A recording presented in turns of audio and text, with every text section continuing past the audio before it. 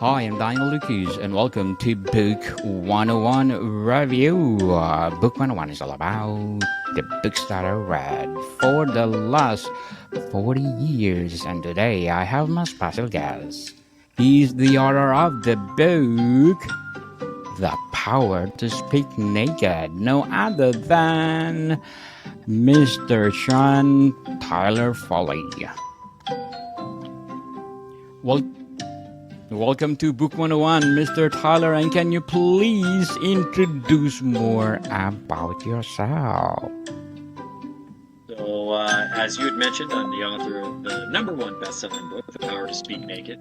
And when I'm not touring with that book or speaking on stage for it, I am a father, husband, son, lover of fine chocolate, a seeker of warm beaches, and former child actor. So, Mr. Tyler, thank you so much for sharing your best-selling book to the world. So, what is the primary focus of The Power to Speak Naked? Well, as the title suggests, it's a book on public speaking, how to speak with confidence, how to communicate effectively, how to win your audience, using techniques that I've learned over 40 years of being on stage, and including my time in film and television and theatrical stage, but also my time speaking as a public speaker and trainer and presenter. So a lot of tips and tricks, things that I've picked up from, the giants in the industry, working with people like Les Brown and Tony Robbins, Brian Tracy, even some of the best speakers that I've ever worked with, like Phil Town, and kind of amalgamating all of the little insider tips and tricks they gave me and put it all into the book. A lot of it has come from our training seminars and tried to make it a real easy to digest book. I think my publisher gives it a 114-minute read, so it's under 2 hours to read. It's a great book if you're picking it up in a bookshop in like the airport or something like that to read on a flight.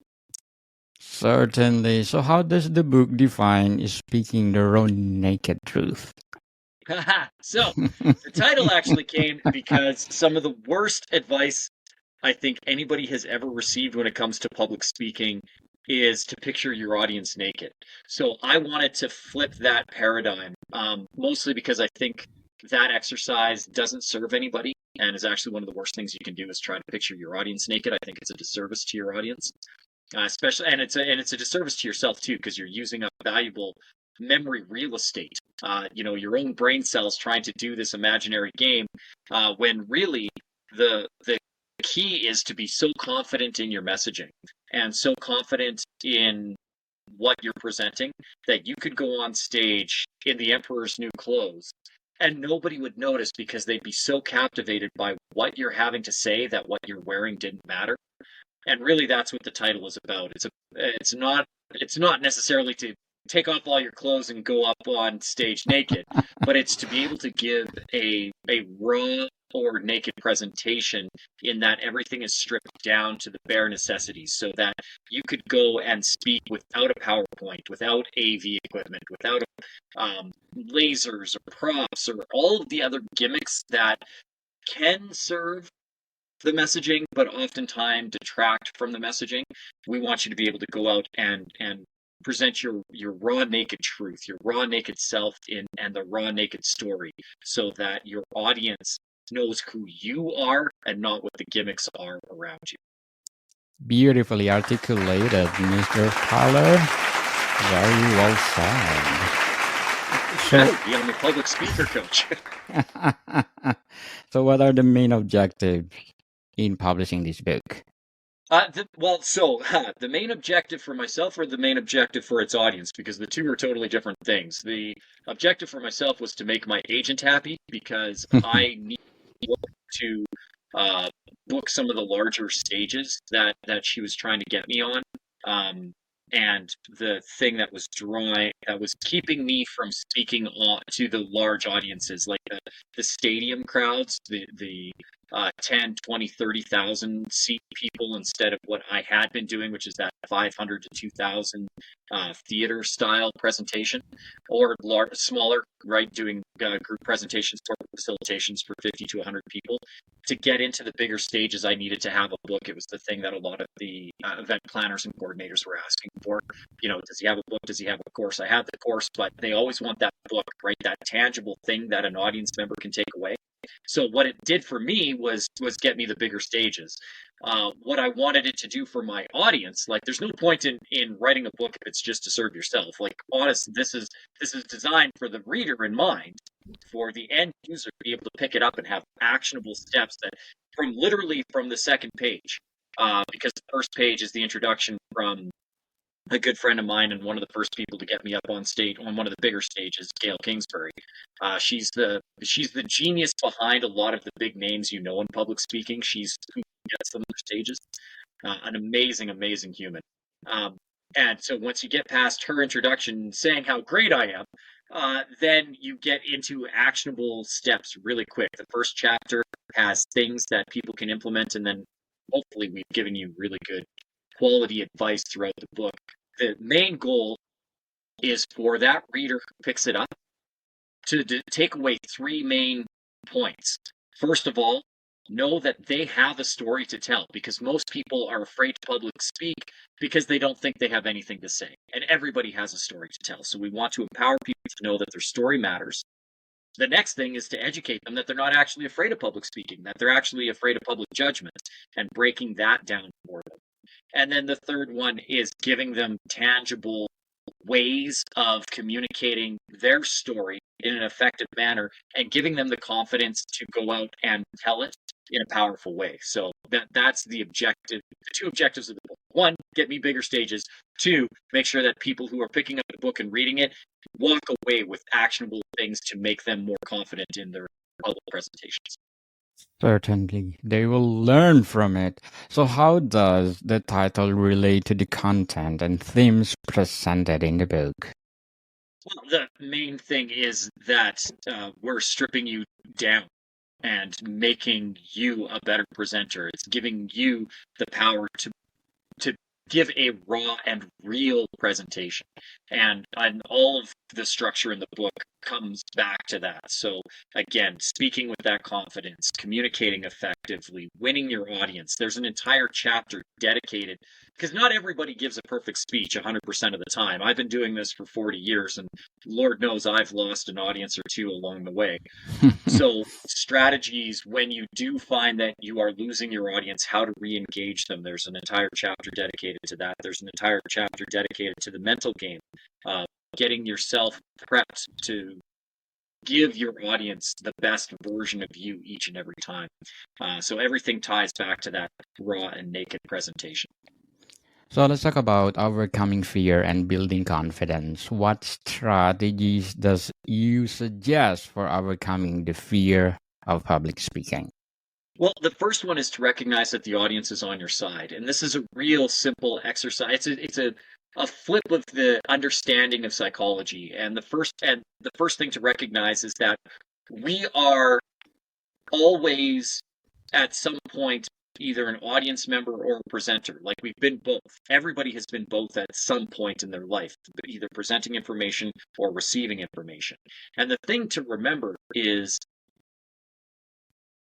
when we are in the position of being an audience member or being the receptor of information, we don't initially judge the person presenting or that material that we're going to go watch or consume in a negative fashion. We as human beings, our default is optimism. It isn't pessimism. Pessimism comes as a learned behavior, and pessimism comes from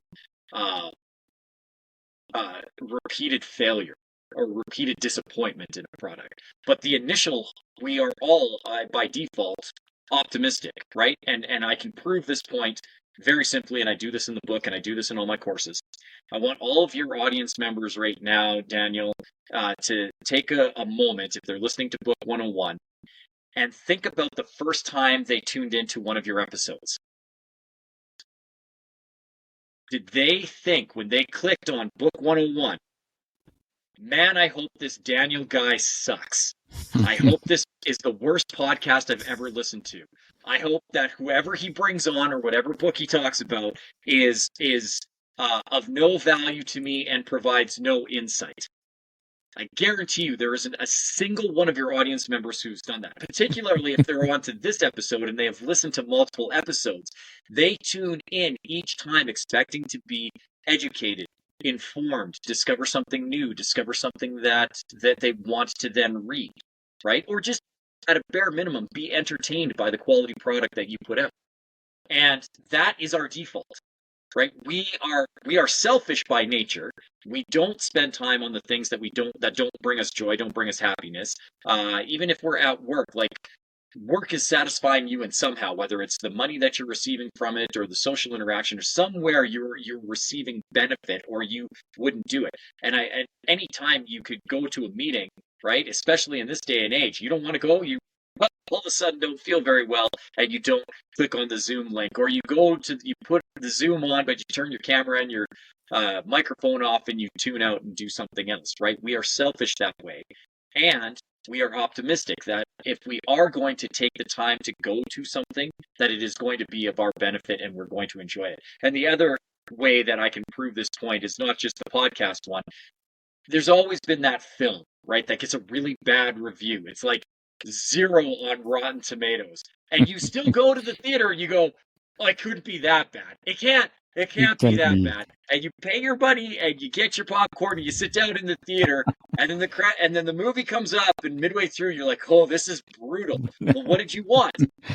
At the very beginning, you were hoping it would be very good. And that's one of the key things that we need to realize, and one of the psychological tricks that we really uncover and unlock in the book is that you being an audience member are on the side of the speaker every time you're in the audience. You want them to succeed. You don't want it to be a waste of the time. You want it to be good. And yet, as speakers, when we go up and be on stage, what's that mental thought process that goes through? I'm not good enough. I'm not smart enough. Somebody else has done this bigger, better, brighter, stronger. They're going to know that I'm a fraud, and you get that imposter syndrome. And what we do is strip down so that you don't feel that way, that you recognize that the audience is on your side. They want you to succeed, and you only need to give them one little bit, one little takeaway. So many people think they need to cram in earth-shattering, world-changing, life-altering points of views in their presentations, and really all you need to do is present one concept that might change somebody's mind for the better. And if all you need to do is touch one person's life and make it that much better, and then you've done your job. And if you can amplify that and do that for half of your audience, 75% of your audience, 90% of your audience, 100% of your audience, then you're really, really succeeding. And so we break it down so that people recognize that they matter, the audience is on their side, their message is important for that audience to receive, and they wouldn't have the opportunity to be on the stage if somebody didn't believe that their message had value to the audience that they were presenting to. So for all those reasons, you are the expert if you are asked to be on stage. Your story is important and matters and is unique to you, and is important that your audience hears it and the audience is on your side. And when you combine all those things, it's really, really, really easy to strip away the common fears when it comes to presentations and public speaking, right down to the fact that you're not actually afraid of public speaking. One of the things we talk about in the course, in the book, and all the things that we do here at the Power to Speak Naked is point out that if you've ever been to a restaurant and ordered food, you are not afraid of public speaking. Because if you spoke up in a restaurant, you were in public and you used your voice in public. So you spoke in public. So you're not afraid of public speaking. If you didn't know your wait staff, you were able to speak to a complete stranger. And if the food that you asked for came to your table, then you were able to get the things that you were asked for. So this notion that we're afraid to ask for the things that we want, or we're afraid to speak to strangers, or we're afraid to speak in public, are all null and void if anybody has ever been to a restaurant, ordered food, and had it delivered to their table. And I already know the argument, Daniel. I already know it. I can hear all of the Book 101 listeners screaming, but Tyler, when I'm in a restaurant, the people aren't looking at me. And if that is their justification, then it proves my point that they're not afraid of public speaking. What they're afraid of is public judgment. And the nice thing is it's real easy to overcome the fear of public judgment if you follow the steps in the book. So, Mr. Tyler, how can understanding one's personal story enhance confidence in public speaking? Well, first of all, most people are afraid of their story, right? I've come from my past. If people only knew what I have done or who I am or the real me, and so many of us are afraid to show that. And if you can own your story and if you can really embrace who you are, you become unshakable. It's kind of like that scene in 8 Mile when Eminem at the very end goes up and his friend goes, well, what if he says this and this and this about you? And he kind of goes, well, what if? Like, what if he does? And then he goes, you know what? I'm going to come out ahead of it. And he goes, yes, I am a white guy from this trailer park and doing this, and these guys slept with my girlfriend, and this guy's this. But you know what? I don't care. It's how I became me and why I am who I am. And when you can embrace that and you can own your story, you're just like Eminem in 8 Mile, and you can take control of the situation, and that's how you build confidence. And one of the other ways that we build confidence is through competence. And competence comes from experience. So the more we do the thing, and the other thing is too, when you know your own story, like if you're trying to tell somebody else's story, it's real easy to have your confidence shaken because you may not know it. Right. And as a professional actor, I know this because there have been times where I've been handed a script and I have to do these things and I say the lines and I don't know the lines because they're not my words. But if I'm telling my story, I know the words. Nobody knows my story better than me because nobody else has lived it for as long as me. Nobody knows all the intricate details, all the intimate things that have happened within my lifetime better than me. I am the expert on my life. Nobody knows it better than me. And so if you want to have confidence, start speaking the things that you know to be true, and those are your stories. Very well said, Mr. Tyler. Very well said. So let's talk about audiences engagement and communication techniques. What techniques are suggested for engaging an audience before and during a presentation? Well, so one of the best things that you can do is get to know your audience, whether that is a pre-talk survey that you send out to the organizer to find out kind of what the demographics of your audience are, or better, prior to your presentation, talk to the people. You know, I don't like to hang out in a green room. And I'm an introvert, so I actually don't. I am uncomfortable in public settings, but I like to go and meet people one on one and find out why are they there. You know, are you there because your boss told you to? Are you genuinely interested in the thing that I'm about to present to you? What is one thing that if I could give you that one nugget, what's the one nugget you hope to take away today? And finding out those little things so that you can customize and tailor your talk to the audience is one of the best ways to initially engage them. And then one of the things that I love to do to keep my audience engaged, or if I feel that I'm starting to lose them, re-engage them. It's my number one go-to default technique, and that is have the audience turn to a partner and share what they just learned. It reinforces my messaging, gives me a chance to take a break and a reset. Has somebody else parrot my message, which is one of the best ways to have some of those learnings stick, because no two people take the same thing away. And so if you said, share your biggest takeaway from the last 20 minutes, and one of them might be, well, your story matters, and another one being like, you're actually not afraid of public speaking, you're afraid of public judgment. And then the other person goes, oh yeah, I forgot that part, or oh yeah, no, that was a good message, and then they chit chat about it. It reinforces your message, and as a speaker, if you pay attention to what's being said, that gives you an opportunity to check and gauge how well your message is landing, and allows you to do any kind of course correction that might be necessary if for whatever reason your message is being misconstrued or not understood completely.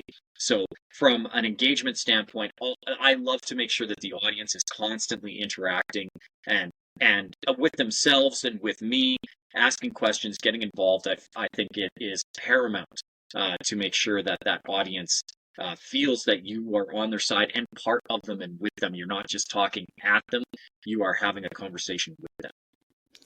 So, Mr. Tyler, what would be your advice for those people out there suffering from stage fright when they're doing their public speaking? Oh, first one, take a deep breath. We've all had stage fright. I've been doing this for 40 years and I have experienced stage fright. The thing is stage fright is a learned behavior. And so just as easy as it is to learn to be frightened of your audience, it's just as easy to learn to love your audience and feel rewarded by your audience and look forward to the audience. So all of those things and patterns of behaviors that we've learned to make us afraid, we can then duplicate to make us excited and energized and wanting to be on stage. So understand that it's perfectly normal. Over 70% of Americans surveyed feel that they have some form of anxiety around public speaking or presentations, and that fear is higher than the fear of death.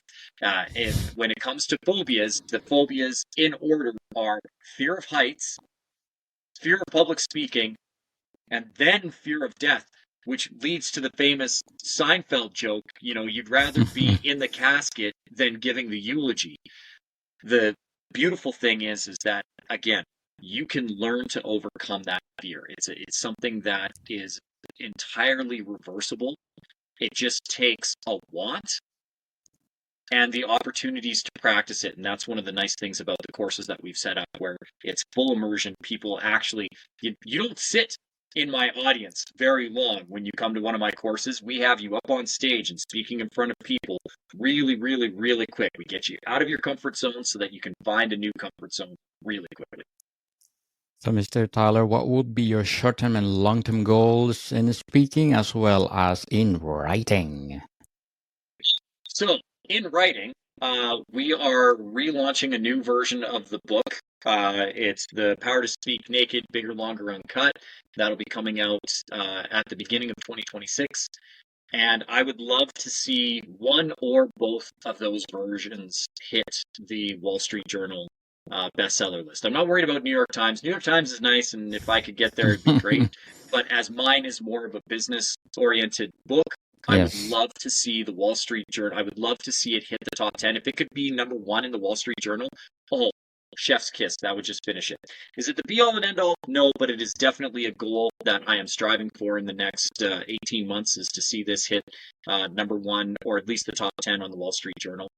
As far as the speaking goals go, I had the privilege and joy and honor to be able to speak on stage opening for Tony Robbins and one time Les Brown. And unfortunately, the business connection that I had to be able to do that is no longer around. The owner of the Power of Success, who was the company that I was speaking with, unfortunately passed away at the end of 2022. And so I'm no longer on those stages. So working back up to that, I miss stadium presentations. I love speaking to the big crowds, especially when I can give them tangible takeaways. And so that's the goal. I already surpassed my one goal. If anybody goes back and listens to any of my YouTube stuff from early on, I had put a goal to reach 10,000 or 10 million people. I wanted 10 million listens or downloads of my message, and I actually exceeded that at the beginning of last year. So we've had over 10 million downloads of various talks or presentations that I've done. So the next one is to get back in front of an audience of at least 20,000. I want to be in front of at least 20,000 people giving a Power to Speak Naked presentation. Good luck to your goals, Mr. Tyler. And let's talk about practical preparation and technical aspects. How does the book suggest preparing a room to optimize the speaking environment? Well, the first one is to understand that each room is different. And one of the things that I talk about in the book, and it's a little crass, I call it pissing on my venue. And I don't want you to drop trow and actually urinate on seats. Don't do that. But what I mean by it's marking your territory, right? Like I have a male cat. I've got 3 cats, 2 females and 1 male. And every once in a while, the male feels a little unsure of his environment. So what does he do? He goes around and he marks his environment. He pees on the little corners to try and make it his territory. And again, I don't suggest doing that in reality, but what I like to do is I like to walk every venue that I go in, and I sit in different seats and try to figure out what are the sight lines. And if I'm looking at the stage from the audience perspective, is there anything that's distracting from that message? Is there anything that takes away? So really knowing your venue and having that mental preparation, knowing that the audience is on your side, having a pre-talk routine. We have an entire chapter dedicated to developing, first of all, understanding what a pre-talk routine is, how to develop it, how do you know you have a good one, and what to do if you feel that the one that you have isn't working for you. So those are some of the technical aspects of it. And then what goes into a good presentation, like pacing, power within your voice, blocking on the stage, all those little technical bits that take somebody from a good speaker to a great speaker. And how do you elevate your game? And that's, some of the later chapters really get into the technical aspect of it. So, how can speakers manage and utilize body language to reinforce their message? It's everything, right? Most of our communication is visual. So you can be saying all the words that you want, but if you don't animate that in your facial expressions, in your body movements, I mean, even this, right? I'm very conscious of the fact that our video is going out right now, and I know that I have this much space to work in, but I am animated. Like if people can hear the energy, if they're listening to the podcast right now, Daniel, and it's just the audio is all they can hear, they can still feel my energy, but they feel my energy because I am putting physicality behind it. So I'm moving behind the mic. And that's something that I learned doing a lot of voiceover work for animation as an actor, where you have to physicalize stuff, particularly if all people can hear is your voice. And it's doubly so if you're talking to a big auditorium, right? Like if we're talking 20,000, 25,000, 30,000 seat stadium, and the people way, way in the back that are way up there, it's really hard to see you, even if you're being projected onto the big Jumbotron or if you've got a really big projection screen behind you. If you don't give them visual cues about what you're talking about and really tell your stories in a physical manner and give it the energy that it needs and give it the movement that's important and know why you're moving, because that's the other thing too. There's purposeful movement, and then there's nervous pacing, and I see that all the time with mid-level or amateur speakers where they're going back and forth. I was actually working with a good friend of mine. I've known him. He's an excellent public speaker and presenter, but he had done a series of talks that didn't land well. He didn't get good feedback from it as a corporate presenter. Then he had the video of it, and he asked me to look at it and critique it. And it was the first thing that I told him. He's a trained athlete and former actor. Why are you moving without purpose? If you don't have a reason for that movement, don't move. Find reason for the movement to tell the story, to enhance the story, and really embrace the physicality of it. But even if it's like right now, I'm not able to walk. I'm not pacing. I'm sitting in a chair talking to you. I'm still animated with my face, with my hands, with my upper body. I am able to inject that energy because I'm moving with purpose to enhance the stories that I'm saying. So, Mr. Tyler, to wrap up our discussion for tonight, how do you handle technical difficulties or unexpected challenges during a speech? First of all, by avoiding them. One of the reasons why I advocate the Power to Speak Naked and to strip your presentation down to the raw bits of it is so that you don't have those technical glitches, right? Nothing worse than being locked into a PowerPoint and then the slide clicker doesn't slide and now you can't progress. You should know your material without the presentation. You should know your material. You should be able to have worked on your voice to have the projection and the power behind it. I just finished a play with my daughter. We were both in The Wizard of Oz together. And one show, the soundboard went down. Show still needs to go on. I'm able to project. But some of the cast were very reliant on the microphone. And so you could hear half of us and half of us you couldn't. And I was of the half that you could. Working on that, understanding your vocal craft, like it's one of the chapters in the book as well. We talk about how to get power into your voice and how to be able to project without um, straining your vocal cords, and how to be able to get it to the back of the room. One of the greatest examples I ever saw of this, I was speaking before Tony Robbins in Dallas in 2022. It was May of 2022, and our MC was a gentleman by the name of Bob Cattell. Now, Bob Cattell is famous for doing his memory work. He's one of those guys. He teaches people how to remember strings and strings of things, and he's really, really good. And one of the best public speakers I've ever met. Bob, very similar to me, he was a teacher and in drama. So he wasn't a drama teacher. He was a teacher and in drama. And he knows how to project. And they had, it was this big stadium. I think it was an 18,000 seat stadium in just outside of Dallas. And the power generator that they had to power the stage and the soundboard and the lights and everything is big, big, big production value, right? Big, huge screen in the back and speakers everywhere. They had an underpowered generator. Generator died. And they lost power. Bob came out because he's the MC. The other speaker was speaking. He was speaking, and he didn't know that his mic had died. And they were like, so Bob came on and was like, "I'm sorry." And Daniel, in a stadium built for hockey, Bob Cattell from the stage, way in the back, projected his voice out all the way to the nosebleeds. And everybody heard him for 25 minutes. Bob freestyled.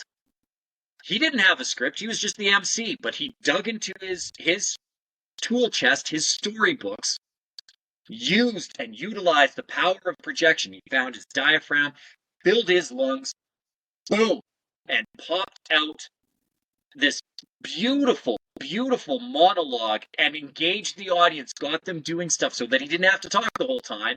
He had them interacting, engaging, learning some memory techniques, and he was teaching just off the fly because he knew his stuff so well that they could rattle around in the back, fix the problem, and then boom, power came back on. We brought out the other speaker, and it went on. But that's the power of being able to know your craft and your technique and be so confident in your messaging. And that's some of the things that we teach in the book, so that you don't have to be reliant on it.